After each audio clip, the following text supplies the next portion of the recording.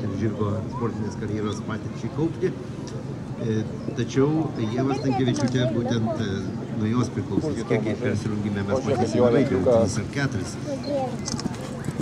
Aišku, linkėkime sėkmės būtent šiam duetui, kadangi mums nuo to tik įdomiau, kuo daugiau pretendentų į nugalėtojo vardą bus, to mes daugiau matysime duetų persirungime.